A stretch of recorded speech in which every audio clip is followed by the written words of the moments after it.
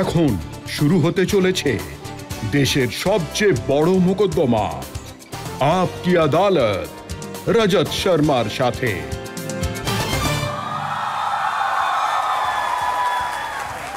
নমস্কার, আপকি আদালতে আপনাদের স্বাগত জানাই। আপকি আদালতে আজ আমরা পেশ করছি ফিল্ম জগতের এমন এক ঝলমলে তারকাকে যার পরিবার ৮৭ বছর দেশের জনগণের মনে বাসা বেঁধেছিল। আমি যদি আপনাদের মনে করাই मैं शायर तो नहीं, তাহলে আপনাদের মনে পড়বে ২১ বছরের লাভার বয়। আমি যদি মনে করাই বচনা এ হাসিনো, তাহলে আপনাদের মনে পড়বে ডান্স আর রোম্যান্সের এক সুপার হিরোকে। এমন এক সুপারস্টার যিনি ২ বছরের বাচ্চার রোল প্লে করেছিলেন আর তারপর ৯০ বছরের ঠাকুরদার রোল প্লে করেছেন। আপনারা তাকে অনেক ভালোবাসা দিয়েছেন। প্লিজ ওয়েলকাম রোম্যান্সের জগতের superstar one and only Rishi Kapoor.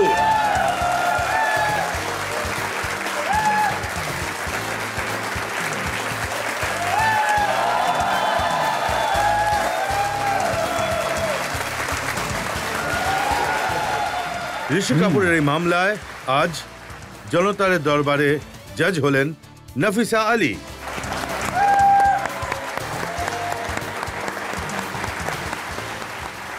আর আজকের মামলা শুরু করার আগে, অভিযোগ আর প্রশ্নের ঝড় তোলার আগে আজকের জজ নাফিসা আলী থেকে অনুমতি চাইব আজকের মামলা শুরু করতে। অনুমতি দিলাম, মামলা শুরু করা হোক।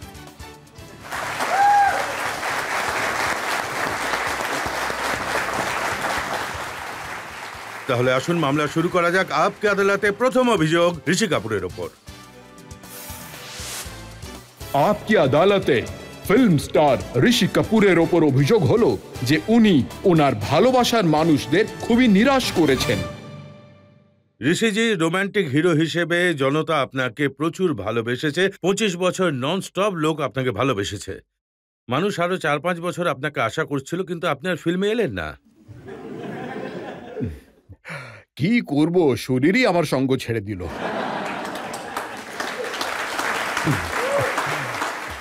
আসল ব্যাপারটা হলো যে রজত বাবু, আসলে যেটা হয়েছে যে এমন একটা সময় এসে গেছিল যখন আমার স্ত্রী নিতু আমাকে বলেছিল, আর আমি নিজেকেও নিজে বলেছিলাম যে এখন আমার খুবই বিরক্ত লাগছে সিনেমাতে। আমি শুধু জার্সি পরে উটি সুইজারল্যান্ড গিয়ে শুধু গান গাইছিলাম, গাছের আশপাশ দিয়ে হিরোইনের সাথে শুধু পালিয়ে বেড়াচ্ছিলাম। হ্যাঁ, টাকা রোজগার হচ্ছিল, কিন্তু অ্যাক্টিং এর আমার যেটা শখ ছিল, যেটা সেরকম কোনো রোল আমি পাচ্ছিলাম না।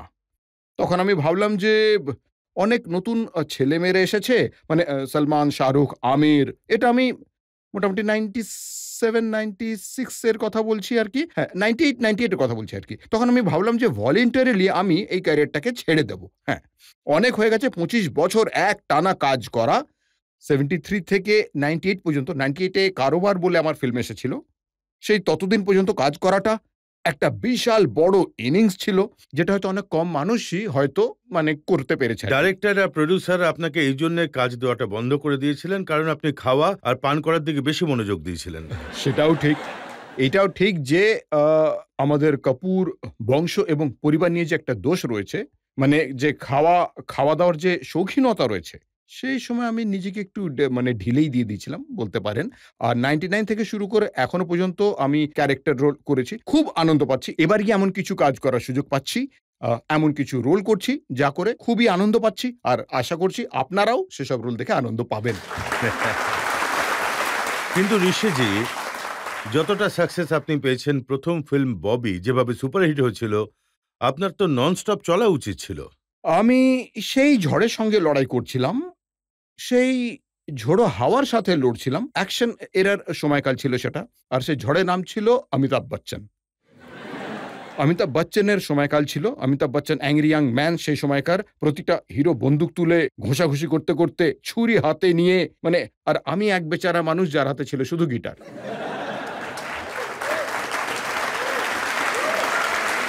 এই তো এইমাত্র যখন আমার এন্ট্রি হলো, তখন আপনারা বলছিলেন যে আমি একজন মিউজিক্যাল হিরো, ডান্সিং হিরো। আমি কখনোই চাইনি যে এরকম কোনো ইন্ট্রোডাকশন আমার হোক। আমি চাই যে আমার মানে ইন্ট্রোডাকশন হোক যে আমি একজন শিল্পী রূপে এসেছি। কারণ আমি চাই যে আমি আপনাদেরকে আনন্দ দিই, আপনাদের মন জয় করি একজন শিল্পী রূপে। এই ইন্ট্রোডাকশন এই কারণেই হয় কারণ ববিতে আপনার যে রোলটা ছিল সেটা ছিল একটা রোমান্টিক হিরোর রোল। হ্যাঁ, মানে ববি মানে প্রায় ববির প্রায় ৪৪ বছর হয়ে গেল, 44 ইয়ার্স ব্যাক। ভাই এটা কি আর গতকালের কথা? সেই সময় আমি ছোট ছিলাম, অবুঝ ছিলাম। তখন আমার মোটে ২০ বছরই বয়স ছিল। ২০-২১ বছরের ছিলাম আমি। কিন্তু তারপরে আপনার যত সিনেমা এসেছে সেগুলো সুপারহিট হয়েছে। প্রতিটা সিনেমায় আপনি রোমান্টিক আর ২৩ জন নতুন হিরোইনের সঙ্গে আপনি কাজ করেছেন।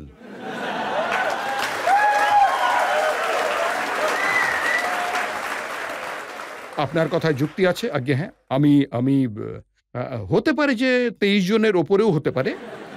আপনার সামনে এটাও আমি পরিষ্কার করে দিতে চাই যে আমি আজকের তারিখ অনুসারে এখানে যে আমাদের জাজ ম্যাডাম আছেন, উনারও কিন্তু একটা সময় আমার হিরোইন হওয়ার কথা ছিল।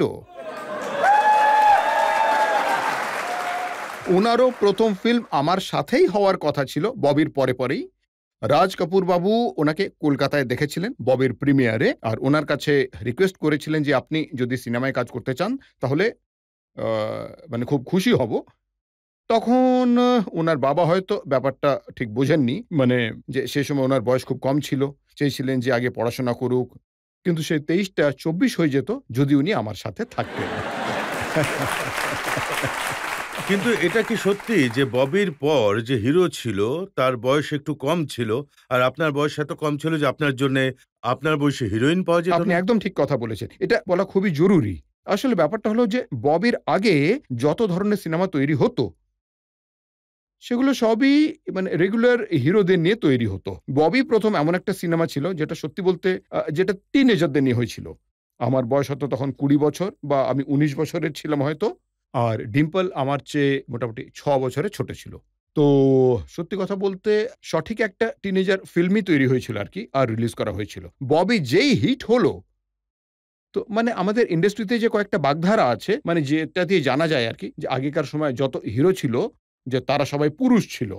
আর যতজন হিরোইন ছিলেন তারা সবাই মহিলা ছিলেন। ববি রিলিজ হওয়ার পরেই যতজন হিরো ছিল তারা সবাই ইয়াং হয়ে গেল। আর যারা হিরোইন ছিল তারা যুবতী হয়ে গেল। এসব এক রাতের মধ্যেই যতজন মানে সিনিয়র অ্যাক্টর ছিলেন তারা কলেজে যাওয়ার রোলগুলো বন্ধ করে দিলেন। তো এটাই হলো সত্যি কথা। একেবারে সত্যি কথা। কিন্তু আসল কথা এটাও যে এমন একজন হিরোইনকে পেয়েছিলেন যার সঙ্গে আপনি ১২টা সিনেমা সে করেছেন। আবার কে? সে তো হলো আমার স্ত্রী, অ্যাকচুয়ালি আর কেউ নয়। ১২ টা নয়, ১১ টা ছিল আর এখন আমার মতে ১৪ টা হয়ে গেছে। নিতুর সঙ্গে আমি ১৪ টা ফিল্ম করে ফেলেছি। তা আপনি এমন কি দেখলেন যে একজনের সঙ্গে ১৪টা ফিল্ম? আমি আগেই ১ম এ দেখে নিয়েছিলাম যে ওর সঙ্গেই থাকতে হবে। ১৪ টা না হলে তো মার খেতে হতো। যেমন আজকের যুগে যে হিরোরা রয়েছে তারা খুব পরিশ্রম করে। আপনার ছেলে যদি গিটার বাজায় তাহলে তাকে পুরো ৩-৪ মাস ধরে ট্রেনিং নিতে হবে। আপনিও কি এরকমই পরিশ্রম করতেন? সেটা তো হতো না। আপনাদের মধ্যে এমন অনেক মানুষ ভাবতেন যে আমি গিটার বাজাই বা ওই ডফলি বাজাই, নয়তো আমি ট্রাম্পেট বাজাই। আমি কিছুই বাজাতে জানি না। আমি শুধু আপনাদের বোকা বানিয়েছি। আমি আমি একজন অভিনেতা হওয়ার দরুন আপনাদের আমি কনভিন্স করেছি যে আমি বাজাতে পারবো। কারণ এটা হলো আমার প্রফেশন। আমি আপনাদের কনভিন্স করেছি। আমি ডান্স করতে জানি না। যেমন আজকের দিনে যে ধরনের ডান্স হয়ে থাকে, আমি তো ভগবানকে খুব ধন্যবাদ জানাই যে ওই সময়ের মধ্যে আমি পড়িনি। না হলে তো আমি মরেই যেতাম। যেমন আজকালকার ডান্সগুলো হয় সে তো আমার দ্বারা কখনোই সম্ভব ছিল না। ওরে বাপরে! আর সেটা এত ভারী শরীর নিয়ে। আর আমি তো এখন মোটা হয়েছি। এখন তো মোটা হয়েছি আমি। সেই সময় তো ছিলাম না। তাই ব্যাপারটা হলো যে দেখুন আপনাদের এটা বলছি যে আমি সৎ মানসিকতা নিয়ে কাজ করেছি, পরিশ্রম করেছি। এমন নয় যে সব এমনিই হয়ে যেত, হ্যাঁ? আর তার পরিণাম হলো এটাই যে আপনি আমাকে এই আদালতে বসিয়েছেন সেইজন্যই আজ আমি এত বছর ধরে কাজ করেছি। তো আমার আমার যে আমি এনাদের আগেই এসে বলেছি যে, "এই নিন আমি আমার গলাটা এই চৌকাঠের উপর রাখলাম। এবার আপনাদের যা ইচ্ছা করুন।" কিন্তু আ এটা সত্যি যে যাকে মানুষ অ্যাজ এ হিরো ভালোবাসতো, অ্যাজ এ নায়ক ভালোবাসতো, যখন ক্যারেক্টার আর্টিস্ট হলেন তখন খলনায়ক হয়ে গেলেন, ভিলেন। আমি মনে করি যে একটা একটা যেটা কি যেন বলে সেটাকে? একজন সত্যিকারের আর্টিস্ট যে হয়, সত্যি কথা বলতে, তার সব রকমের রোল করা উচিত। আমি একজন কমেডিয়ানের রোল করেছি, আমি সিরিয়াস রোল করেছি, আমি খলনায়কের রোল করেছি। কিছুদিনের মানে কিছুদিনের মধ্যেই আমি একটা সোশ্যাল ফিল্ম আমার আসছে। সেটা একটা মানে খুবই মজার ফিল্ম। সেটার মধ্যেও করেছি। তাই নানান ধরনের রকমের রোলই তো ভালো লাগে। না হলে বলেছিলাম না সে আগে কি করতাম? শুধু গান গাইতাম, জার্সি পরে হিরোইনের পেছনে দৌড়তাম।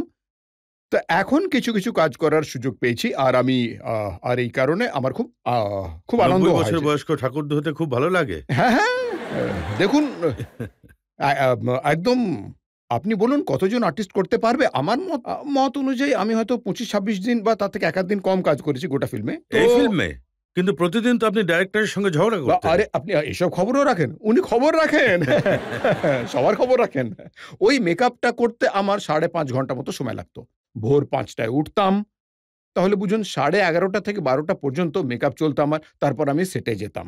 যতদিন পর্যন্ত আমি কাজ করেছি আমি এই কারণেই ডিরেক্টরের সঙ্গে ঝগড়া করেছিলাম যে আমি ক্রিয়েটিভিটি নিয়ে কোনো ঝগড়া করিনি। আমি এক্সিকিউশনটা নিয়ে ঝগড়া করতাম। এক্সিকিউশন মানে হলো কোন জায়গা থেকে শটটা নেওয়া হবে। কিন্তু উনি চাইছিলেন যে প্রত্যেকটি অ্যাঙ্গেল থেকে শট নেওয়া হোক। আমি হলাম একজন শিল্পী। আমি যেটা নিজেকে মনে করি আমি হলাম সেই স্পন্টেনিয়াস স্কুলের।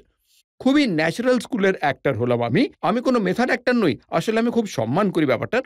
সব ধরনের অ্যাক্টিং স্কুলকেই আমি সম্মান করি, করে থাকি। কিন্তু আমার যেটা স্টাইল রয়েছে সেটা আমি একবার করতে পারি। সেটা যদি আমি ৩-৪ বার করি আমি স্টিল হয়ে যাই। আর উনি চাইতেন যে আমি প্রতিটা ডিরেকশনে সেই শটটাই নিই। তাই আমি ওনাকে ডেলিভার করতে পারতাম না। আমি আমি আমি আমি স্টেন হয়ে যেতাম অ্যাজ অ্যান অ্যাক্টর। তাই আমাদের এই কথা নিয়ে ঝগড়া হতো যে, "ভাই তুমি আমাকে বলো যে আমার মেইন অ্যাঙ্গেলটা কি?" আ আমি আমি একদম বিরোধী ছিলাম প্রতিটা অ্যাঙ্গেল থেকে আমার শট যাতে উনি না নেন। কারণ আমার দ্বারা হতো না। কিন্তু পরে ফিল্ম দেখার পর আমি আবার যখন দেখলাম তখন আমি বললাম যে, "ভাই তুমিই ঠিক ছিলে, আমি ভুল ছিলাম। হতে পারে যে আমি ওল্ড ফ্যাশনের, ওল্ড স্কুলের, আমি আজকে তোমাদের সঙ্গে মোকাবিলা করতে পারব না। কাঁধে কাঁধ মেলাতে পারব না। কিন্তু the end result was really very good." End result কি? End result Kapoor and Sons এর ভালো ছিল না? এতদিনকার ক্যারিয়ারে এমন সুযোগও ছিল যেখানে আপনি সিনেমা করতে রাজি হননি। পরে আপনার মনে হয়েছিল ভুল হয়ে গেছে? এরকম সিনেমা প্রচুর আছে। একটা সিনেমা ছিল যেখানে মিঠুন চক্রবর্তী অনেক বড়। আচ্ছা হ্যাঁ, আগে হ্যাঁ। ফিল্মটা ছিল কি নাম যেন ছিল যেন? প্যার প্যার ঝুকতা নেহি, প্যার ঝুকতা নেহি। ওই যে ওর প্রোডিউসার ছিলেন বোকারিয়া বাবু। সেই পিকচারটা আগে উনি নিতু সিং এর সঙ্গে তৈরি করেছিলেন। তা উনি আমাকে অনেকবার করে বলেছিলেন, উনি আমাকে খুব করে চেয়েছিলেন যে আমি উনার ফিল্মে কাজ করি। কিন্তু আমি এই কারণে করিনি, কারণ সেই সময় নাসির হুসেন বাবুর একটি ফিল্ম রিলিজ হতে চলেছিল আমাকে নিয়ে, 'জামানে কো দিখানা হ্যায়'। আর সেখানে আমি নাসির বাবুর টিপিক্যাল হিরো ছিলাম। You know those white shoes, guitar on the shoulder, you know মানে টিপিক্যাল ইমেজ। আর 'প্যার ঝুকতা নেহিতে' আমার একটা রোল ছিল একটা ৪ বছরের বাচ্চার বাবার। হ্যাঁ, তখন আমি ভাবলাম যে দেখুন এতটাও আমার বুদ্ধি-শুদ্ধি ছিল না যে আমি যদি কোনো বাবার রোল করি তাহলে আমার ইমেজ নিয়ে একটু আধটু মানে ইউ নো স্যার সমস্যা হয়ে যাবে। আর সেটা আমার করা উচিত নয়। আর সেই পিকচারটা সুপারহিট হয়েছিল। আমি একটা ছোট্ট কথা নিয়ে বারণ করেছিলাম and that's it. That's okay, good luck. হ্যাঁ, প্রতিটা মানুষের সাথেই হয়ে থাকে এটা। আমজাদ খানের সাথে হয়েছিল। হাউ হি গট শোলে, হ্যাঁ? ১ম এ তো উনি চেয়েছিলেন ড্যানি বাবুকে, প্রেমনাথ বাবুকে চেয়েছিলেন। Then how heroes and Amjad মানে তো এই ধরনের কথা আমাদের ইন্ডাস্ট্রিতে হয়ে থাকে। You say miss the bus, get the bus. জানেন তো কথাটা। কিন্তু আপনি তো সবথেকে বড় বাসটা পেয়েছেন যেটা রাজ কাপুর আপনাকে দিয়েছেন। রাজ কাপুর বাবু শুধু আমার বাবাই নন, তিনি আমার গুরুও। আজ আমি যা কিছু জানি আমি উনার কারণেই জানি। উনি আমাকে নিয়ে ৩ খানা ফিল্ম করেছেন। 'মেরা নাম জোকার', 'ববি' আর 'প্রেম রোগ'। ৩ টে সিনেমায় আমাদের সময়ের খুব গুরুত্বপূর্ণ সময়। সেটার খুব ইম্পোর্টেন্স ছিল আরকি। তাই আমি উনার কাছে খুবই কৃতজ্ঞ যে আমি উনার ফিল্মের অংশ রাজ ছিলাম। কাপুরের সঙ্গে কাজ করতে আর অন্যান্য ডাইরেক্টরদের সাথে কাজ করতে কেমন পার্থক্য খুঁজে পেয়েছেন? দেখুন রাজ কাপুর বাবু শুধু একজনই ছিলেন।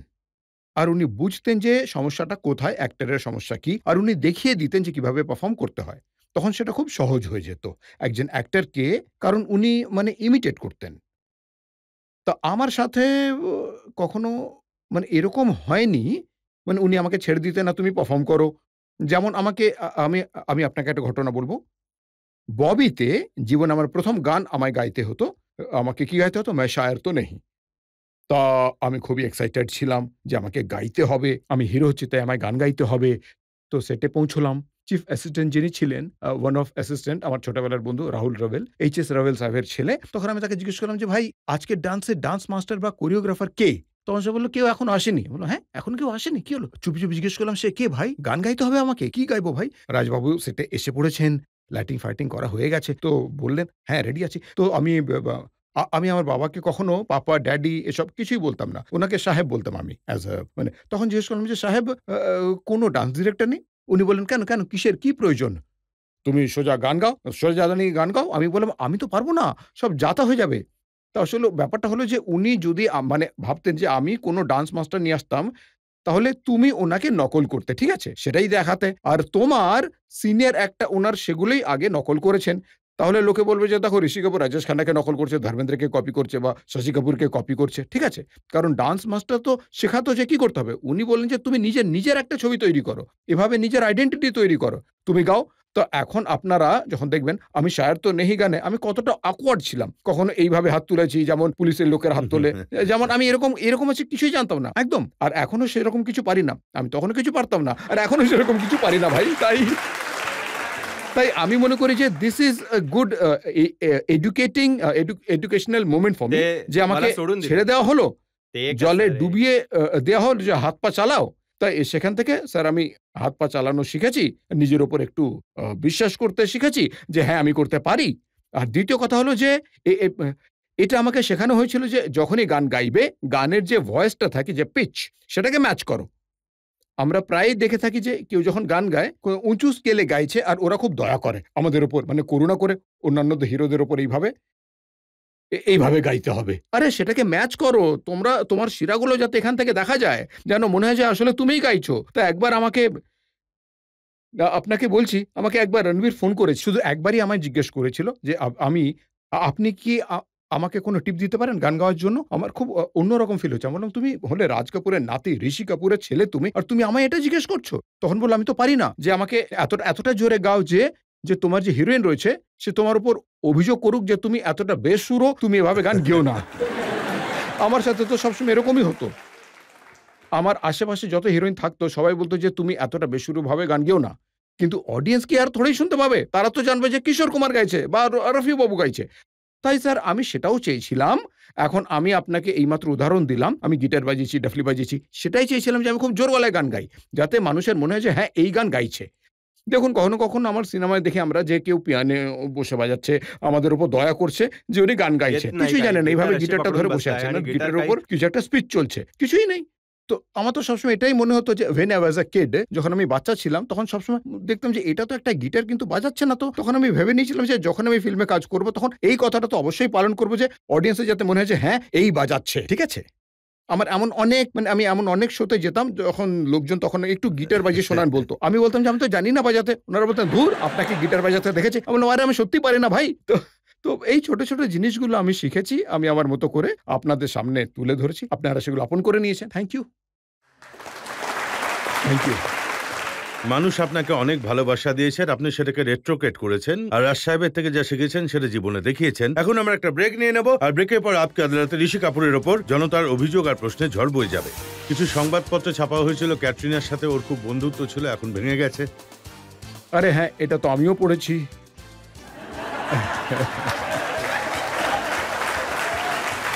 তার আগে অন্য একজনের সাথেও ভালো বন্ধুত্ব ছিল, সেটাও ভেঙে গেছে। Welcome back. আপকে আদালতে আজ আমাদের অতিথি হলেন সুপারস্টার ঋষি কাপুর। আপকে আদালতে পরের অভিযোগ। আপকি আদালতে ফিল্ম স্টার ঋষি কাপুরের ওপর অভিযোগ হলো যে সফলতা ওনাকে অ্যারোগেন্ট করে দিয়েছে।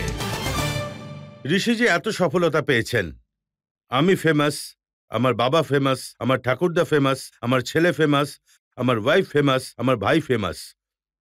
আর এটা এই জন্যে কি আপনি মানুষের সাথে মিসবিহেভ করা শুরু করে দিলেন? এখন বাই নেচার আমি হলাম অ্যারোগেন্ট। এতে আমি কি করব? That is me, take it or leave it. But এই কথাটা অবশ্যই সত্যি যে আমার আশেপাশে যতজন মানুষ আছেন তারা তাদের নিজেদের পজিশন তৈরি করে নিয়েছেন, বজায় রেখেছেন তারা। এটা নিয়ে আমার খুব গর্ব হয় যে আমি ইন্ডাস্ট্রিতে আমি আমার পরিবার তাদের যোগদান হলো ৮৭ বছরের, 87 ইয়ার্স ইন দ্য 100 ইয়ার্স। তাই আপনারা এই যে ভালোবাসা দিয়েছেন তার জন্য আমি খুবই কৃতজ্ঞ। এইটুকু শুধু বজায় রাখবেন। আমি চাই যে রণবীরও এই ধারাবাহিক প্রথা নিজের বংশ প্রথাকে এগিয়ে নিয়ে যাক। এত বড় পরিবার, এত বড় বড় নাম, পৃথ্বীরাজ কাপুর, রাজ কাপুর, শশী কাপুর, ঋষি কাপুর, আর নাম রাখলেন কি? চিন্টু, বলুন, ডাব্বু। বলুন। এই জন্য আমি রণবীরের কোনো রকম ডাকনাম রাখিনি। আপনারা জানেন আমার নাম কি করে চিন্টু হলো? যখন আমার জন্ম হয়েছিল তখন আমার বড় ভাই রণধীর কাপুর, যিনি আমার চেয়ে ৫ বছরের বড়, তা উনি নিজের স্কুলে তখন নতুন, নতুন কবিতা শিখছিলেন। একটা রিডল কি যেন বলে না? রিডলকে বাংলায় কি বলে? ধাঁধা। তা হিন্দি ধাঁধা ছিল ছোটি সি চিন্টু মিয়াঁ লম্বি সি পুঁছ, যাহা যায় চিন্টু মিয়াঁ ওহা যায় পুঁছ। বলো মানেটা কি? তো সেটা হলো সুসুতো। সেটা ছিল সুসুতো নিয়ে। তাই তখন থেকেই আমার ভাই আমাকে চিন্টু বলে ডাকতে শুরু করল। আর আজ পর্যন্ত আমি ওর সাথে ঝগড়া করি যে, "আমার আর অন্য কোনো নাম পাসনি তুই, হ্যাঁ?" কিন্তু এই চিন্টু যখন একজন বড় অ্যাক্টর হলেন, তখন আপনি ডাইরেক্টরদের বলে দিলেন আমি রাতে কাজ করব না। এটাও একটা সত্যি ঘটনা। কথাটা আপনাকে কিভাবে বলব যে পিকচারটা আমি কিভাবে রিফিউজ করলাম? আমি অনেক দূরে কোথাও শুটিং করছিলাম। একজন প্রোডিউসার বারবার আমার পিছনে বলছিল, "আপনি গল্পটা শুনে নিন।" আমি বললাম, "সত্যি সেই সময় আমার কাছে সময় থাকতো না। আর অ্যাজ অ্যান অ্যাক্টর আমি খুবই বিজি ছিলাম। দুটো শিফট করতাম।" তো আমি একদিন অনেক দূরে মুম্বাইতে দুটো স্টুডিওর মধ্যে দূরত্ব ছিল প্রায় ১-১.৫ ঘন্টার মতো। তখন আমি বললাম যে, "কাল আপনি আমার এখানে চলে আসুন। দেখা করে। আমি ১ম শিফটটা এখানে করছি। তারপর ২য় শিফটে ওই স্টুডিওতে যাওয়ার সময় আপনাকে গল্পটা ভ্যানে আপনি আমায় শুনিয়ে দেবেন। ঠিক আছে?" তো উনি বললেন, "ঠিক আছে।" খাবার-দাবার খাওয়ার পর প্যাক আপ করলাম। ২টা-২.৫ টার সময় গাড়িতে বসলাম। এ সেকথা জিজ্ঞেস করলাম। বললাম, "হ্যাঁ, এবার গল্প শোনানো শুরু করুন। কি গল্প শোনাতে চান আপনি?" তখন সে বলল, "খুবই সাধারণ একটি রাতের গল্প এটা। ব্যাপারটা হলো যে" আমি বললাম, "১ মিনিট, ১ মিনিট, ১ মিনিট। কি বললেন আপনি?" ও বলল যে আমি বললাম যে, "খুবই সাধারণ একটা গল্প, একটি রাতের গল্প।" তা আচ্ছা, একটা রাতের গল্প মানে রাত্রিবেলায় তৈরি হবে পিকচার? সে বলল, "হ্যাঁ, আমার ড্রাইভারের নাম ছিল তুকারাম।" আমি বললাম, "তুকারাম, গাড়ি দাঁড় করাও।" সে বলল, "কেন, কি হলো?" "এই একটা রাতের জন্য মানে আপনি আমার ৬০ খানা রাত নষ্ট করবেন? আমি এই ফিল্মে কাজ করবই না।"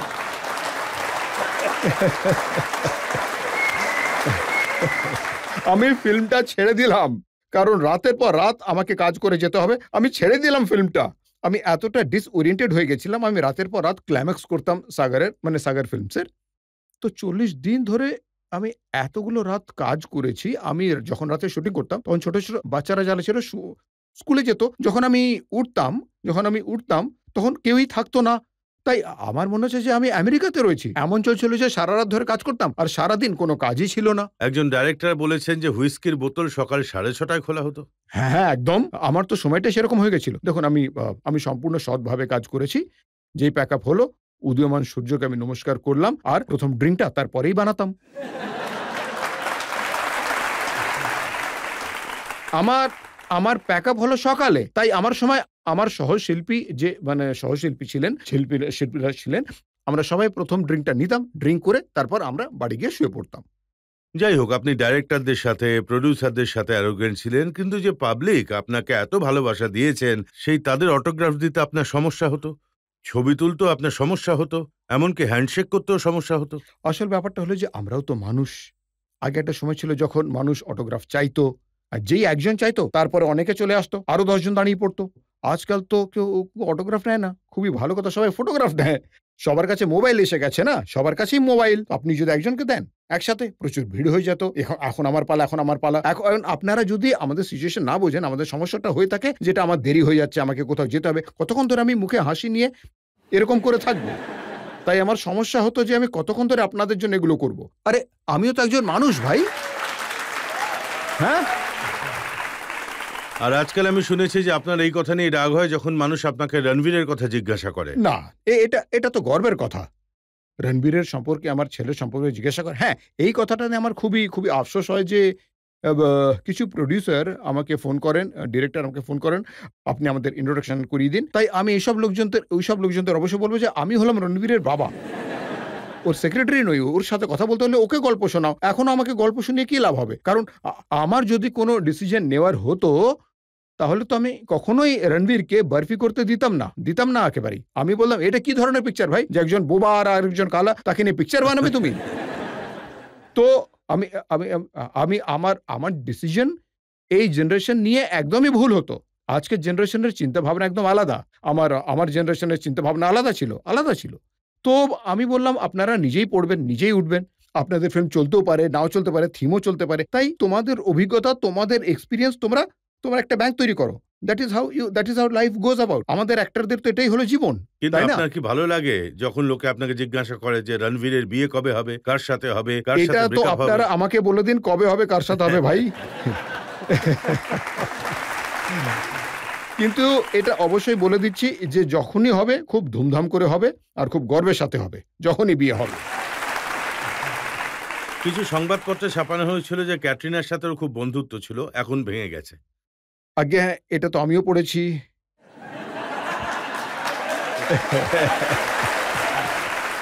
তার আগে অন্য একজনের সাথেও খুব ভালো বন্ধুত্ব ছিল, সেটাও ভেঙে গেছে।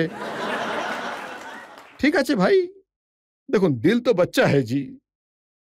তো আমাদের পেশায় কখনো কখনো কোনো সিন করতে করতে মনের মধ্যে জায়গা করে নেয়। এবার দেখুন হৃদয় তো আমারও ভেঙেছে, ফিল্মে কাজ করতে করতে হৃদয় দেও নেওয়া তো আমিও করেছি। কিন্তু ৫টা বছর আপনি অপেক্ষা করিয়েছিলেন নিতুজিকে। না, এরকম কথা তো একদমই না। আমি আমি আমি ৭৩ থেকে আমার বিয়ে হয়েছিল ৮০-তে। 79 ধরে নিন, ৮০ জানুয়ারিতে। তো সেই সময় জানতাম যে but we got serious only a year or so before. আর এখানেই আপনাদের দিল্লিতে আমার রেজিস্ট্রি হয়েছিল। আমি দিল্লিতে অন্য একজনের রেজিস্ট্রিতে এসেছিলাম। আর চুপি, চুপি সবাই ওর সাথে আমার রেজিস্ট্রি করিয়ে দিল। দেখুন এটাকেই বলে ডেস্টিনি। এটাকেই বলে ডেস্টিনি। কাপুর বংশের ভালোবাসা, প্রেম পরিণয়ের অনেক গল্প আমরা শুনেছি, কিন্তু সব সময় কথা হয় নার্গিস আর রাজ কাপুরকে নিয়ে। হ্যাঁ। আসল ঘটনা কি? আমি এই কথাটার খুব সম্মান করি যে যখন কোনো শিল্পী হোক বা কেউ কোনো নির্দেশক হোক, কাজ করতে করতে একটা বন্ধুত্ব হয়ে যায়, সেটা আবার অনেকটা এগিয়েও যায়। কারণ আমাদের যেরকম কাজ, it is a creative work, inspiring work. আপনি আপনি আপনি কারো কাছ থেকে প্রেরণা নেন, আপনি কারো কাছ থেকে ইন্সপায়ার্ড হন। তো উই আর হিউম্যান বিইংস। মানুষ তো মানুষকেই ভালোবাসবে, অন্য কোনো অচেনা পশুর সাথে কাজ করবে না বা ভালোবাসবে না। তো we are part of that, it happens with everybody. তো এই সব তো বিবাহিত লোকজনেরও কখনো কখনো এরকম হয়ে থাকে। সেই সময় তো মানে it is part of life, I guess. কিন্তু ফিল্ম ইন্ডাস্ট্রিতে হয়তো এর থেকে বড় রোমান্টিক স্টোরি আর কখনো হয়নি, যেটা রাজ কাপুর সাহেব আর নার্গিসের ছিল। হ্যাঁ, এটাও একটা গল্প বটে। আমার এই কথাটা নিয়ে আমার কোনো লজ্জা নেই। সবাই খুব ভালোবেসে পরিবারের সদস্যরা মিলিত হয়ে থাকি। But it happens, it's history and we respect that. It's part of history and we respect that. আমরা এবার জনতার থেকে দু একটা প্রশ্ন নিয়ে নিই, বলুন। স্যার আপনাকে একটা কথা বলতে চাই। আজকাল যেসব ফিল্ম রিলিজ হচ্ছে সেটা তো আপনিও জানেন যে ফ্যামিলির সাথে দেখা যায় না। এই অভিযোগটা আমার প্রথম সিনেমা থেকে আমার উপর করা হচ্ছে। বাবা-মারা কখনো চায়নি যে ছেলেমেয়েরা ববি দেখুক। দেখুন ববিতে ২০ বছরের ছেলেটা ১৬ বছরের একটি মেয়েকে নিয়ে ফটফটি করে বাইকে করে পালিয়ে গেল। তো মানুষ সেই সময় এই কথাটা নিয়ে খুবই চিন্তিত ছিল যে এটা যেন পরামর্শ না হয়ে যায়। আরে ভাই সেটাই তো, এখন তুমি যৌবনের আবেগকে আটকাবে কি করে? ভালোবাসায় কখন তুমি ভালোবাসার বিরুদ্ধে চলে যাবে? আই অ্যাডভোকেট দিস, এটা তো হতেই হবে। স্যার, আপনাকে আমার প্রশ্ন হলো যে আপনি রণবীর কাপুরের অ্যাক্টিং এ সন্তুষ্ট নাকি নয়? আমি আবার সন্তুষ্ট হবার কে? হ্যাঁ, প্রতিটা বাবা তার সন্তানের জন্য চিন্তা করে আর গর্ববোধ করে। এটা তো আজ জনগণ জাজমেন্ট করেছেন যে মানুষ ওকে পছন্দ করছে অ্যাজ অ্যান অ্যাক্টর। আমি জনগণের সাথে তাদের সাথে একমত হবই যে ও ভালো কাজ করছে। স্যার আপনার বংশের এই ফিল্ম ইন্ডাস্ট্রিতে অনেক বড় যোগদান রয়েছে, সেটা তো অবশ্যই, no doubt about it. Being a Punjabi ফিল্মের উদ্যোগের জন্য আপনার যে যোগদান রয়েছে সেটা একেবারেই শূন্য বলে মনে হয়। এটা খুবই দুঃখের বিষয় আমাদের কাছে। আমি আপনাদের সঙ্গে ব্যাপারে সহমত। কিন্তু আপনি তো ভুলে যাচ্ছেন যে পৃথ্বীরাজ কাপুর সাহেব নানক নাম জাহাজে কাজ করেছিলেন। স্যার ওটা তো রাজ কাপুর বাবু দাদাজি নামের একটি ফিল্মে কাজ করেছিলেন। আর আমি বহুবার লোকজনকে বলেছি যে আমার জন্য একটা সঠিক স্ক্রিপ্ট দিন। আমি এই কিছুদিন আগেই বলেছিলাম যে আমি সেই ফিল্মটি ফ্রিতে করব। আমি চাইবো যে কোনো সংস্থাতে এমন কোনো ফিল্ম হোক যেটা আমি আমার তরফ থেকে আমি আমার ক্ষমতা আর আমার অল্প ক্ষমতার ভিত্তিতে কিছু করতে পারি। কেন শুধু পাঞ্জাবি কেন? আমি প্রতিটা ভাষাতেই করব। আমি অবশ্যই পাঞ্জাবি, কিন্তু আমি মহারাষ্ট্রে থাকি। আমি মারাঠি ফিল্ম করব। সেদিক থেকে যে কোনো ফিল্মই হোক, আমরা আগে মানুষ, পরে আমরা নিজেকে ভাগ করব। খুব ভালো কথা বলেছেন, আর অন্ততপক্ষে পাঞ্জাবের লোকজন আর মহারাষ্ট্রের লোকজন খুব খুশি হবে আপনার কথা শুনে। আরো একটা ব্রেক নিয়ে নেবো, আর ব্রেকের পর আপকি আদালতে ঋষি কাপুরের ওপর প্রশ্ন আর অভিযোগের ঝড় বয়ে যাবে। আমরাই আমাদের পরিবেশ তৈরি করে দিই। বড় গাড়ি, 4টে বডিগার্ড, চশমা টশমা সবকিছু হলো। আরে সাধারণ থাকো ভাই। বেশিরভাগ লোক মাসল টাসলস বানিয়ে এইরকম পার্সোনালিটি করতে ব্যস্ত থাকে, এর জন্য অনেক বেশি সময় দিয়ে ফেলে, কিন্তু অ্যাক্টিং এর মাসল তাদের কাজ করে না। Welcome back. আপকি আদালতে আজ আমরা মোকদ্দমা চালাচ্ছি ফিল্ম স্টার ঋষি কাপুরের ওপর। আপকি আদালতে পরের অভিযোগ। আপকি আদালতে ফিল্ম স্টার ঋষি কাপুরের ওপর অভিযোগ হলো যে ওনার নিজের ভাষার উপর কোনো লাগাম নেই। ঋষিজি, নিতু ম্যাম সবসময় এটা বলেন যে ঋষি কাপুর কাকে কখন কোথায় কি বলে দেবেন সেটার কোনো ভরসা নেই। একদম সঠিক কথা। আসলে হলো কি, আমি কোনোদিন ডিপ্লোমেসি শিখিনি আর কি। যেটা মনে রয়েছে সেটাই মুখে রয়েছে। আমি এটা হলো আমার একটা অনেক বড় মানে শর্টকামিং বলতে পারেন। যে আমি চিন্তা না করেই শুধু বলে ফেলি আর কি। আপনাকে তারা টেবিলে নিজেদের লাথি মারে আরে না? এতগুলো মানে দেখাবো কতগুলো দাগ রয়েছে?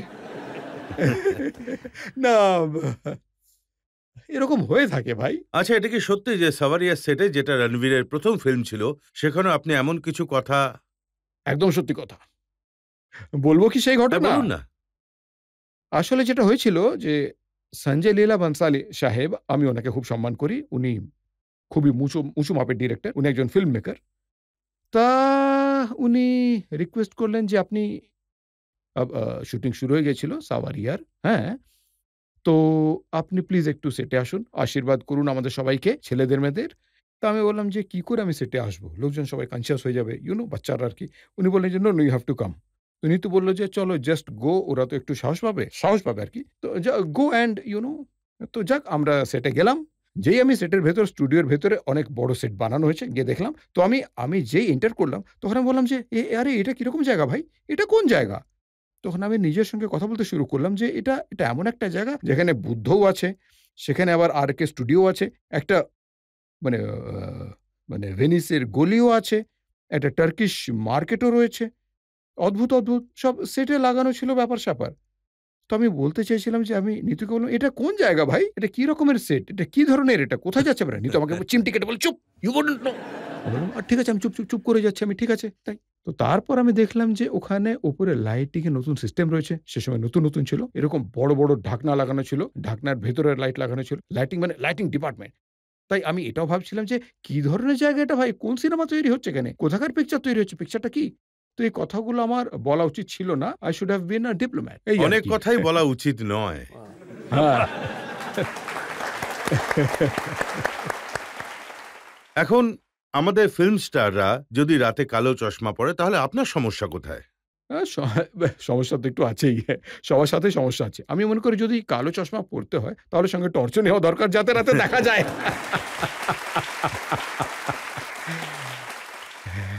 এখন রাতে এমন কোন আলো এমন চকচক করছে যে তোমার চোখ ঝলসে যাচ্ছে বলো তো? যে তুমি মানে রাতে চশমা পরে ঘুরে বেড়াচ্ছ? আমি এটা কখনোই বুঝতে পারি না যে যতজন অ্যাক্টররা রয়েছেন এত ভালো আমাদের জেনারেশনের কেউ কোনোদিন এমন করেনি। এখন রাতে ২টোর সময় রাতে কি বলবো ২টোর সময় রাতে ফ্লাইটে করে যাচ্ছে।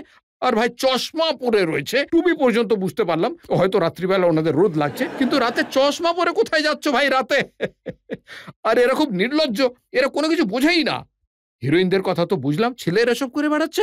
আচ্ছা ভাই আমি হলাম ওই স্কুলের। তো আমি মনে করি যে এটা জরুরি নয় আমি সঠিক না ভুল। কিন্তু আমি এটা মনে করি যে আপনি আমাকে আটকাতে পারেন না। যেটা ভাবেন সেটাই বলে দেন। আমাদের ফিল্ম স্টারদের সঙ্গে বডিগার্ড থাকে, হ্যাঁ। আপনি তাদের নিয়েও কমেন্ট করেন। আমি বডিগার্ডদের নিয়ে কখনো কমেন্ট করিনি। আমি আজকের তারিখে এত লোকজন অ্যাক্টরদের পপুলারিটি এতটাই হয় যে সবাই চায় ফটোগ্রাফ নিক। যেমন আমি আপনাকে বলেছিলাম সবার কাছেই তো মোবাইল আছে, যাতে ক্যামেরা রয়েছে। তা ঐরকম ক্রাউড না, কন্ট্রোল দেখুন, করা। আপনি গল্প শুনিয়েছিলেন যে হলিউডের অ্যাক্টররা রয়েছে, তারা কিভাবে রাস্তায় দাঁড়িয়ে থাকে। হ্যাঁ, আচ্ছা। ওটা নিয়ে কথা আর বলছিলাম আমাদের আগে। লোকজনদের খুব সমস্যা হয়। আচ্ছা, আপনি অনেক রিসার্চ করেছেন আমার সম্পর্কে। এটা তো ঠিক। আমি একবার মিস্টার গ্রেগরি পেককে আমার বাবা নিউ ইয়র্কে ছিলেন। তো ওই স্লোন ক্যাটারিং হসপিটালে উনার টেস্ট চলছিল। তো গ্রেগরি পেক সাহেবের যিনি ওয়াইফ ছিলেন, আমার সিস্টারের সঙ্গে উনার ভালো বন্ধুত্ব হয়ে গেছিল। তা গ্রেগরি পেক আর উনার মিসেস আমার বাবার সাথে হোটেলে দেখা করতে এসেছিল। Very simple people. একে তো গ্রেগরি পেক ওয়াজ নিয়ারলি অ্যাবাউট 6'8" to 6'9" উনার হাইট এত লম্বা। আমি তো ছোটখাটো মানুষ। আমি তো উনার সামনে এইটুকু মনে হতো আমাকে। তা যাক, আফটার মিটিং দেম উনি রিকোয়েস্ট করলেন যে "we will take your leave নিচে এলেন ব্যস্ত রাস্তাতে, ম্যানহাটনে ব্যস্ত রাস্তাতে, মেন অ্যাভিনিউতে উনি নিজের মানে সেই সময় মোবাইল ফোন ছিল না, তো অপেক্ষা করছিলেন। উনি সময় দিয়েছিলেন যে এই সময় তুমি গাড়ি নিয়ে আসবে।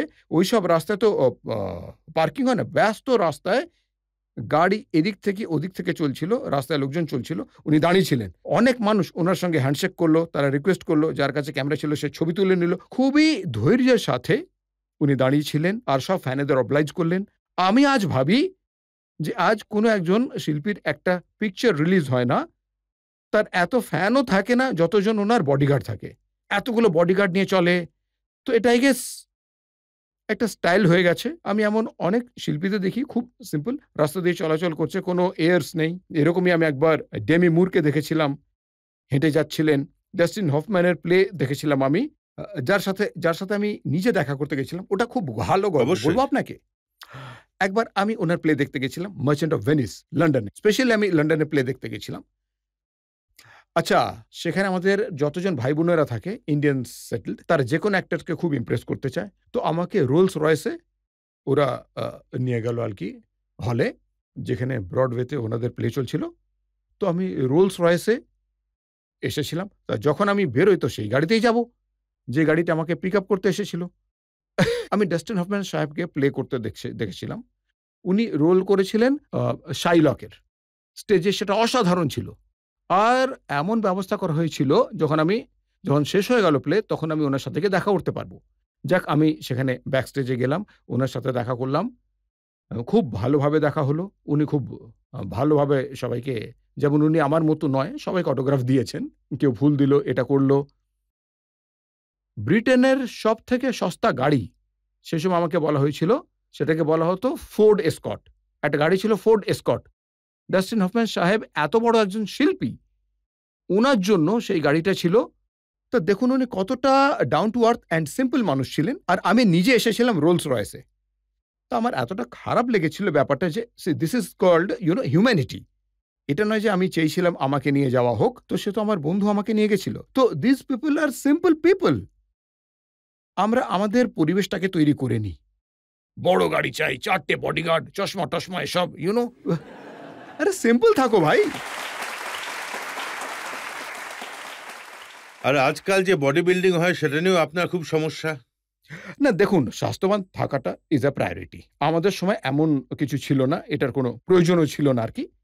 কিন্তু আজকাল কি দেখতে পাচ্ছি, একটা সমস্যার কথা হলো এটা রজতবাবু, যে বেশিরভাগ লোক এইসব মাসলস তৈরি করতে উঠে পড়ে লেগে আছে। বেশিরভাগই মানে এতে সময় ব্যয় করে, কিন্তু অ্যাক্টিং এর মাসলস একটু দুর্বল হয়ে গেছে।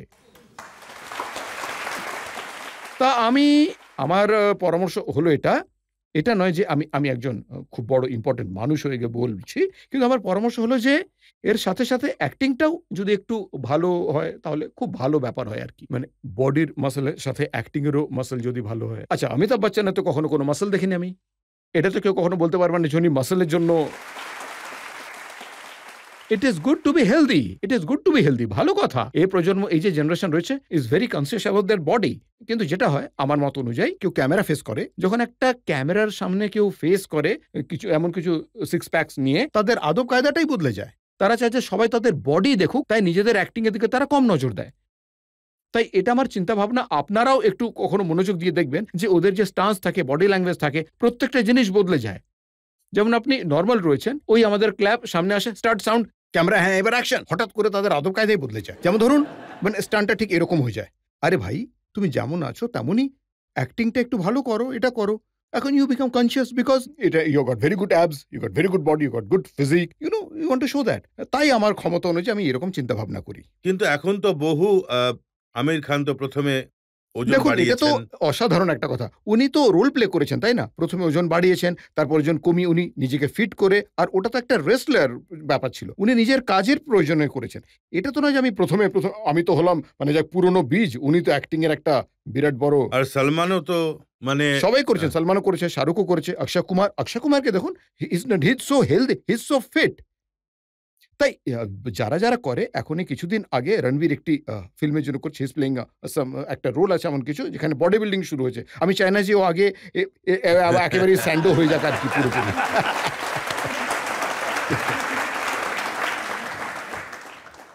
কিন্তু ঋষিজি এমন অনেক জিনিস আছে যারা ওনারা কন্ট্রোভার্সি ক্রিয়েট করেছে আপনার নাম নিয়ে, সেগুলো নিয়ে অভিযোগ আছে আমার কাছে। আমরা আবার একটা ব্রেক নিয়ে নেব, আর ব্রেকের পর ঋষি কাপুরের ওপর প্রশ্ন আর অভিযোগের ঝড় বয়ে যাবে। আমি হলাম এক অভিনেতা, আমি নেতা হতে চাই না, আমি হলাম অভিনেতা। অভিনেতা হলাম আমি। এখন যদি নেতা না হতে চান, তাহলে লন্ডনে মোদিজির ভাষণ নিয়ে আপনি খুব প্রশংসা করেছিলেন। আমার মনে হয় মোদি বাবু যেগুলো বলেন সেগুলো সব ঠিকই কিন্তু বলেন। আপনি মোদিজির প্রশংসা করবেন, স্মৃতি ম্যাডামের প্রশংসা করবেন, রাহুল গান্ধীর প্রশংসা করবেন না? উনিও তো ভালো কথা বলেন। উনি এমন কোনো কথা বলেননি যে আমি ওনাকে টুইট করব, বলবো।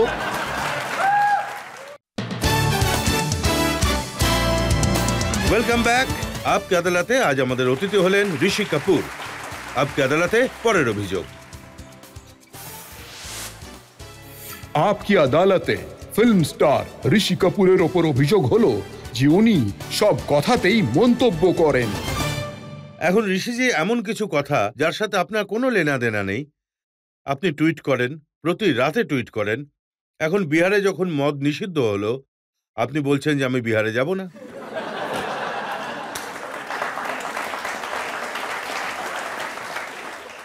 এটা আমার নিজস্ব চিন্তাধারা ছিল যে প্রহিবিশন গোটা দুনিয়া প্রত্যেকবার ফেল হয়ে গেছে। প্রহিবিশন দিয়ে, চাপ দিয়ে যে জিনিসটাকে আপনি করতে বারণ করবেন, তার কারণে যেটা হয় সেটা হলো আন্ডারওয়ার্ল্ডের জন্ম হয়। পুলিশ নানা রকম সুবিধে নেওয়া শুরু করে, মদের দোষ হয়, নেশার জিনিস বিক্রি হয়।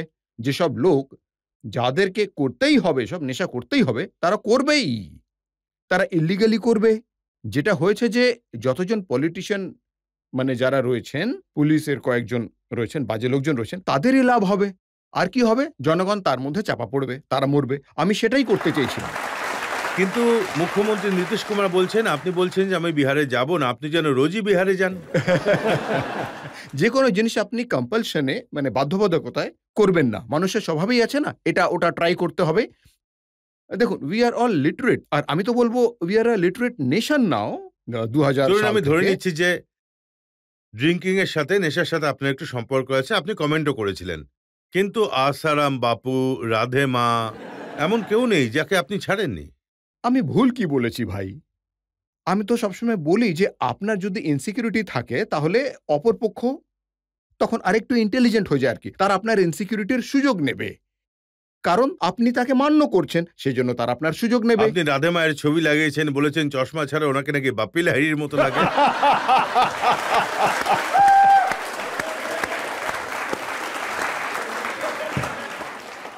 কারো যাতে মনে আঘাত না লাগে, বা আমি কাউকে মানে দুঃখ দিতে চাই না, কিন্তু মানে সত্যি ব্যাপারটা এমনি। আমার এমন মনে হয় যে এ কিরকম এ আবার কিরকম গুরুমা, হ্যাঁ, যিনি এত সোনাদানায় মুড়ে রয়েছেন, হ্যাঁ। তাই আমার মনে হয়েছিল যে এ তো বাপি লাহিড়ির মন মনে হচ্ছে। এবার দেখুন, ওনার অনেক ফলোয়িং হতে পারে, মানুষ ওনাকে হয়তো মান্য করে। আমার কোনো রকম পার্সোনাল এজেন্ডা নেই মানে ওনার সাথে, ওনার বিরুদ্ধে আর কি।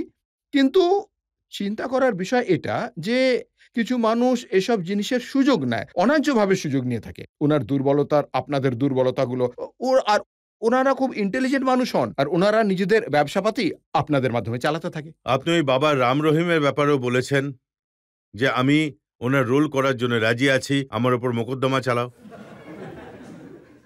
আমার মনে পড়ছে না, ওনার সাথে আমার একবার দেখা হয়েছিল, খুব ভালোভাবে দেখা হয়েছিল, খুব ভালো ছিল। কিন্তু আমি যদি কোনো রোল করতে চাই, আর যদি আমাকে সেরকম করতে হয়, তাহলে আমি ওনার থেকে ইন্সপিরেশন তো নিতে পারি রোলটা করার জন্য। ওনাকে নকল করার জন্য কিকু সারদার ওপর কেস হয়ে গিয়েছিল, এই যে ছবিটা। ওকে। আর আপনার টুইট আপনারই মনে নেই, রাতে হয়তো টুইটটা করেছিলেন। কি? আপনি বলেছেন যে আমি এরকম রোল করার জন্য রাজি আছি, আমাকে গ্রেপ্তার করে দেখাও। কিন্তু এতে দোষের কি আছে? আমি হলাম একজন শিল্পী, আর একজন শিল্পী তো সোসাইটি থেকে ইন্সপিরেশন নিতেই পারে না? সাধারণ মানুষের কাছ থেকে নেব আমি যদি নিতে চাই, আর যদি করতে চাই, দোষের কি আছে? সবচেয়ে বড় কন্ট্রোভার্সি আপনার বিরুদ্ধে হয়েছিল যখন আপনি টুইট করে বলেছিলেন যে গান্ধী পরিবারের নামে, রাজীব গান্ধীর নামে, সোনিয়া গান্ধীর নামে, ইন্দিরা গান্ধীর নামে যে সমস্ত বিল্ডিং রয়েছে, রাস্তা রয়েছে, পোর্ট আছে, এয়ারপোর্ট আছে, সেই সবগুলোর নাম পাল্টে দাও। প্রথমে তো আমি এটা বলে দিচ্ছি যে আমার সেরকম কোনো অ্যাসপিরেশন নেই আর কি পলিটিশিয়ান হওয়ার, ঠিক আছে? বা আমি যেগুলো বলেছি এই জন্য বলেছি যাতে রুলিং পার্টি খুশি হয়ে যাক। না, না, কংগ্রেসের সেসব লোকেরা তো নয়। বলছে আপনি সবকিছু এই জন্য করছেন কারণ আপনি বিজেপিকে খুশি করতে চান। তো আমি কি থোড়ে এটা বলেছি যে আমি আমি কোনো পার্টির এগেনস্টে আছি? আমি যেটা বলেছি আমি সঠিক চিন্তা করেছি, সে ব্যাপারে কমেন্ট করেছি। যে এটা কি সত্যি খুব জরুরি যে প্রতিটা শহরে, ভারতের প্রতিটা শহরে যেসব সম্পত্তি রয়েছে, যেসব ন্যাশনাল অ্যাসেট রয়েছে, এই নামগুলো উনার ফ্যামিলির নামেই পরিচিত হোক? আমাদের ভারতবর্ষে কি আর কোনো এমিনেন্ট মানুষ নেই যারা শহর তৈরি করেছে? আমাদের ভারতবর্ষেই তৈরি করেছে। আর আমি এই কথাটা কাউকে ইমপ্রেস করার জন্য বা কোনো পদ্মা অ্যাওয়ার্ড নেওয়ার জন্য বা কোনো রাজ্যসভার মেম্বারশিপ নেওয়ার জন্য বা পলিটিশিয়ান হওয়ার জন্য বলিনি। একজন নাগরিক, আমি একজন ট্যাক্স পেইং সিটিজেন এই দেশের, হ্যাঁ? আমি শুধুমাত্র প্রশ্ন তুলেছি সেই বিষয়ে। আমি খুব সম্মান করি গোটা ফ্যামিলির, নেহেরু ফ্যামিলি, গান্ধী ফ্যামিলির। আমাদের মানে পন্ডিত জওহরলাল নেহেরু বাবু, ইন্দিরা গান্ধী ম্যাডাম, রাজীব গান্ধী বাবু আমাদের যোগ্য এবং এরা সবাই খুব ভালো লিডার ছিলেন আমাদের। আমি ওনাদের খুব সম্মান করি। কাপুর পরিবার সবসময় কংগ্রেসবাদী ছিল।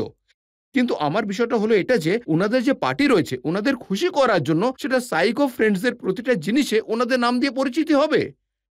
না, না, ঋষিজি ওরা বলছে যে আমি জানতে চাচ্ছি যে 2009 এ মুম্বাইতে একটা ব্যান্ড্রা কুর্লা কমপ্লেক্সের একটা ব্রিজ তৈরি হয়েছিল। ব্যান্ড্রা ওয়ার্লি লিংক ব্রিজটা তৈরি হয়েছিল। 2009 এর কমিশন করা হয়েছিল। আর রাজীব গান্ধী বাবুর মৃত্যু হয়েছিল 1991 তে, ঠিক আছে? 91 হ্যাঁ, 91 এ। আর 2009 এও আপনি ওনার নামে নাম রেখে দিলেন ব্রিজটার। ওই ব্রিজটার নাম জে.আর.ডি. টাটার নামে কেন হলো না?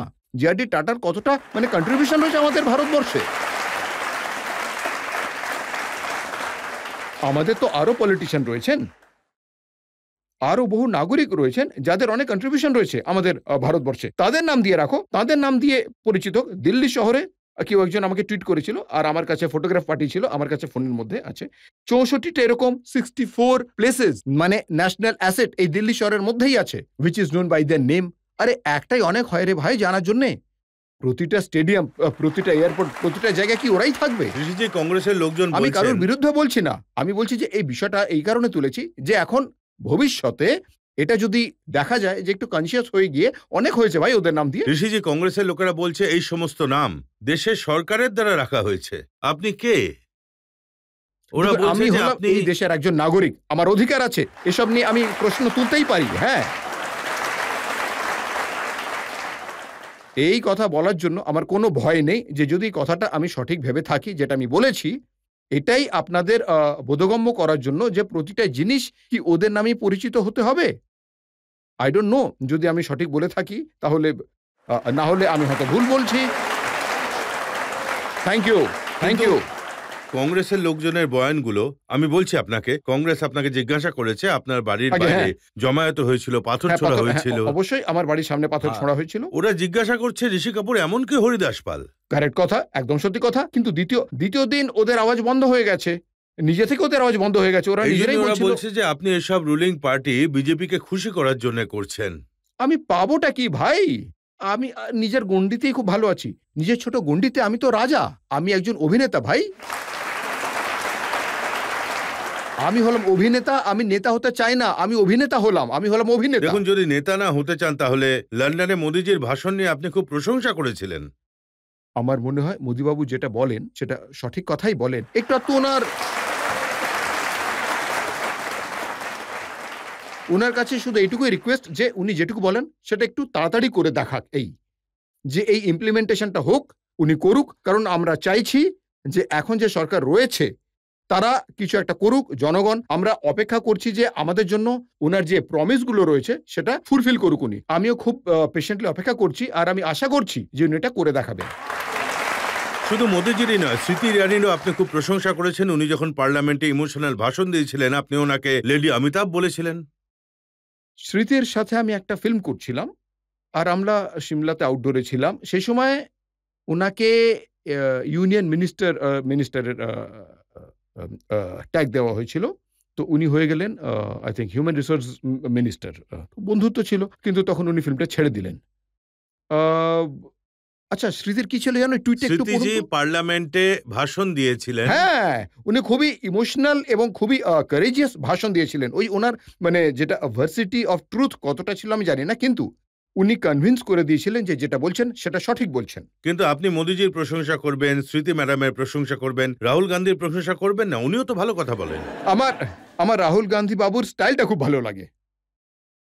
এখন ওনাকে তো কখন আপনি টুইট করেননি আপনি ওনার না, স্টাইল নিয়ে? উনি এমন কোনো কথা বলেননি যে ওনাকে আমি টুইট করব।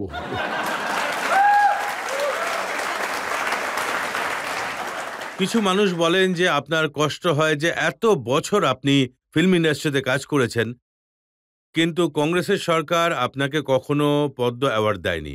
এখন যদি মোদিজি দিয়ে দেন। আরে যখন ৪৪ সাল ৪৪ বছর কাজ করতে করতে ওরা জানতে পারেনি, তাহলে এখন আর কি দেবে বলুন? এখন তো আর নেওয়ার সময়ও নেই। এই কথাটা নিয়ে আমার খুব খুব দুঃখ হয় যে শামী কাপুর বাবু খালি হাতে চলে গেলেন। আপনারা শামী কাপুরকে অনার করলেন না। এটা খুবই দুঃখের বিষয়। কারণ আমাদের সরকারে এটা হয়ে থাকে যে দিল্লিতে আপনারা ভালো রকম পুল থাকুক বা আপনার কোনো মান্যগণ্য ব্যক্তি থাকুক, তখন গিয়ে তারা অ্যাওয়ার্ড দেবে। কোনো যোগ্য মানুষকে তো আপনারা দেবেন না। কিন্তু এখন তো আপনার সরকার আছে না, লোকে বলে না, যে না, আমার আপনি। সরকার কোথায়? এটা তো জনগণের সরকার। আমি আমি আমি বিজেপির টুইটারে বিরুদ্ধে আপনাকে কথা বলেছি। টুইটারে আপনাকে মোদিজির ভক্ত বলা হয়। গুড, আমি ওদের বলেছি যে আমি অবশ্যই ভক্ত, কিন্তু আমি হলাম ভগবানের ভক্ত। এখন এই ভক্ত আজকালকার সময় কি এটাকে কোনো কন্নোটেশনে বলা হয় সেটা আমি জানি না। কিন্তু yes, so be it, I am. কিন্তু এটা তো সত্যি কথা যে আমার একবার অ্যান্টনিতে এমন তিনজন রয়েছেন, সেটা অমিতাভ বচ্চন হোক, ঋষি কাপুর হন বা বিনোদ খান্না, তিনজনই মোদিজির সাথে রয়েছেন। যেটা হয়েছিল তা হলো বচ্চন বাবুর ওপর অভিযোগ উঠেছিল যে উনি আমাকে এমব্রয়েল করে দিলেন যখন আমি কিছু বললাম। তো আমি একটা টুইট করেছিলাম যে দুজন তো হয়ে গেল, এরপরে বিনোদ খানও কিছু বলে দিলে তাহলে ব্যাস আমার একবার অ্যান্টনি হয়ে যাবে, আপনারাই বলুন কি? তো এরকম কিছু আমি বলেছিলাম।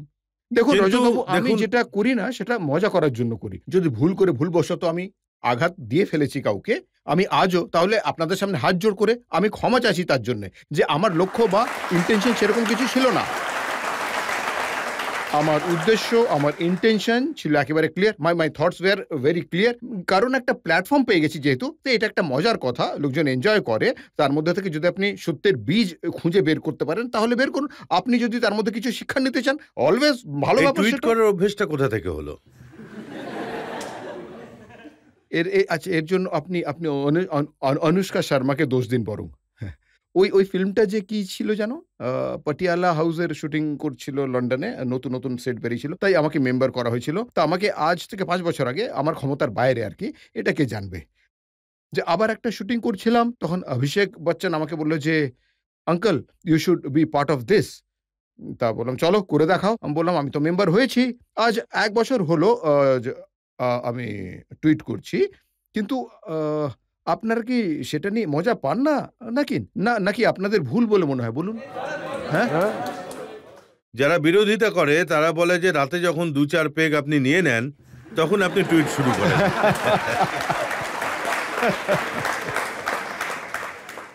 কারণ সত্যি কথা শুনতে ওরা ভয় পায়। ওদের মনের মধ্যে পাপ রয়েছে আর কি। তাই ওরা অন্য কাউকে আর খুঁজে পায় না। তাই বলে রাতে ২-৪ পেগ মারার পর উনি এসব বলেন আর কি। তো আমি যেটা বলি সেটা ঠিকই বলি, ইন দ্য সেন্স আমার মতো করে বলি। তো I have a right to my own opinion. এটা হলো democracy, we have freedom of speech.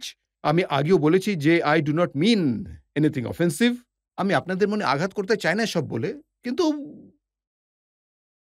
জনতাকে জিজ্ঞেস করি, এ নিয়ে কোনো প্রশ্ন আছে নাকি তাদের? স্যার, আমি আপনার অনেক বড় একজন ফ্যান। আমি ভাষায় প্রকাশ করতে পারবো না। একটা কথা বলতে চাইবো স্যার, যদি আপনার নামে কোনো ন্যাশনাল অ্যাসেস তৈরি না হয় তাহলে আমাদের জন্যই খুব দুঃখের বিষয় হবে। মানে এটা তো গৌরবের ব্যাপার হবে যদি আপনার নাম কোথাও থেকে থাকে। কিন্তু আপনার এটা নিয়ে চিন্তা করার প্রয়োজন নেই স্যার। আপনি কোটি কোটি জনগণের মনের মধ্যে রয়েছেন। স্যার, আপনার নাম হৃদয়ে লেখা আছে। Thank you. ব্যাপারটা হলো যে আমি যা কিছুই বলেছি কখনো এটা চাইনি যে আমার নাম দিয়ে কিছু পরিচিতি হোক। আমি শুধু এটা বলেছি যে আমাদের দেশে এমন বহু পলিটিশিয়ান ছিলেন, সর্দার পটেল, আম্বেদকর বাবু, লোকমান্য তিলক, যারা নিজেদের প্রাণ, ভগৎ সিং, কত মানুষ নিজের প্রাণ বিসর্জন দিয়ে আমাদের দেশকে আপনার গড়ে নাম তুলেছে। দিয়ে তৈরি করেছে ঋষি কাপুর শৌচালয়।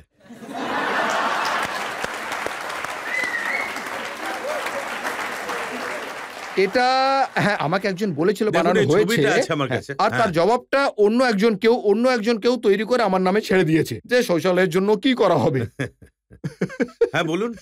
স্যার আমার শুধু আপত্তি এটাই যে এটা বলার কি দরকার ছিল যে সবকিছু কি বাপের মাল মনে করেছে নাকি এইসব?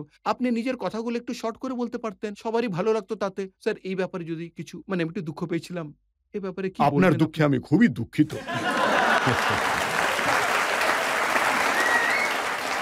আপনার কথা নিয়ে ওনার কোনো অভিযোগ নেই, আপনার কথা বলার ধরন নিয়ে অভিযোগ আছে। সেই আমি এখন আমার কথাটা এখন মাথায় ঢুকেছে। তা আমি বলেছি আমি তোমার দুঃখে দুঃখিত। না, যেমন বেশিরভাগটা গিন্নিদেরই রাজত্ব চলে, তাই আমি জানতে চাই নিতু ম্যাডামের বেশি চলে না আপনার? আমার অবস্থাটা দেখে কি বুঝতে পারছো না যে ঘরে কার রাজত্ব চলছে?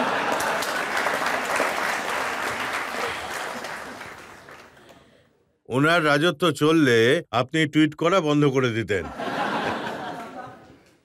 ঠিক বলেছেন আপনি। আমাদের খুব ঝগড়া হয়। এখন তো আমি আমাকে অনেকটা মানে ওয়াটার ডাউন করে আমরা একটা ফেলেছি। ব্রেক নিয়ে নেবো, আর ব্রেকের পর শুনবো আপকে আদালতে আজকের জাজ নাফিস আলীর ফয়সালা আজকের মোকদ্দমা নিয়ে।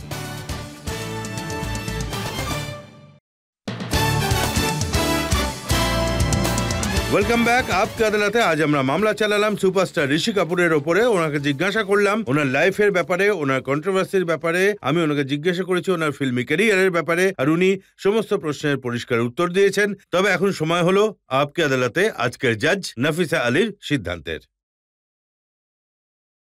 কোর্টে শুনানি আর রজতবাবু যেভাবে ক্লাস নিলেন চিন্টুর, আমার এই কারণেই ভালো যে কারণ ওনার কথা শুনলে অনেক কিছু শিখতে পারি আমরা দেশের সিনেমা সম্পর্কে। কিন্তু আমার মতে আপনি বলেছেন আপনার কোনো পলিটিক্যাল লিনিং নেই, কিন্তু আপনার টুইটের কারণে অন্য লোকজনের সুবিধা হয় বা প্রশ্ন ওঠায় আপনার উপর। এটা নিয়ে আপনি একটু সজাগ হন। আর আপনি যেমন একটা রেফারেন্স দিয়েছেন, প্রতিটা জিনিস গান্ধী পরিবারের জন্য কেন হয় ইন নেম, যখন পলিটিক্যাল পার্টি যখন কংগ্রেস পাওয়ারে ছিল তখন আপনি এই কথাটা বলেননি। এখন যে পার্টি পাওয়ারে রয়েছে তার এখন আমাকে বলতে দিন, আমাকে আপনি এর উত্তর দিতে পারি আমি। অনেক হ্যাঁ, মানুষ হ্যাঁ, আমাকে এটা নিশ্চয়ই। এরপর আমি জিজ্ঞেস অবশ্যই করেছেন। জিজ্ঞেস Of করবো। course, আমি of দেবো উত্তর? course, হ্যাঁ। হ্যাঁ। হয়েছিল এটা যে যখন আমি বিকেলবেলা দেখছিলাম যে দিল্লির একটা আকবর রোডকে মহারানা প্রতাপ রোড বলে জেনে থাকি, তাই তখন আমার মাথায় এটা উৎপন্ন হলো যে এটা কেন বলবো না যে যতজন রয়েছেন প্রত্যেকটি আমি আমি যেমন বললাম ন্যাশনাল অ্যাসেটকে একটি নাম দেওয়া হচ্ছে, সেটা কেন নয়? যদি এটা সে সময় হতো তাহলে আমি সেই সময় বলতাম। যদি যদি সেই সময় রোডটার চিন্তার নাম যদি বিষয়টা মানে এখন কেন হচ্ছে? হ্যাঁ, সেটাই তো বলছি। এই সময় তো হলো। না না টাইমিংটা এরকম না, হয়ে গেল। পলিটিক্যাল খেলা হলো এটা ঋষি। ইউ হ্যাভ টু খুব সাবধানের সাথে আপনি টুইট করুন, কারণ আপনি হলেন রোল মডেল, একজন আইকন। আপনি অনেক কিছু শেখাতে পারেন আর খুব ভালো মেসেজ দিতে পারেন, আর এর সুবিধে পরের জেনারেশনরা পাবে। Thank you. এই আশা নিয়ে, এই বিশ্বাস নিয়ে যে ঋষি কাপুর এইভাবেই খোলা মনে নিজের কথাগুলো বলতে পারবেন, দুনিয়াকে এন্টারটেইন করে যাবেন, মানুষের মন জয় করতে থাকবেন, জনগণের মনে রাজত্ব করতে থাকবেন, বহু বছর কাজ করবেন, এই দোয়া নিয়ে আজকের শো শেষ করছি। পরের সপ্তাহে আপনাদের সাথে দেখা হবে অন্য এক ব্যক্তিত্বের সাথে। ততক্ষণের জন্য নমস্কার।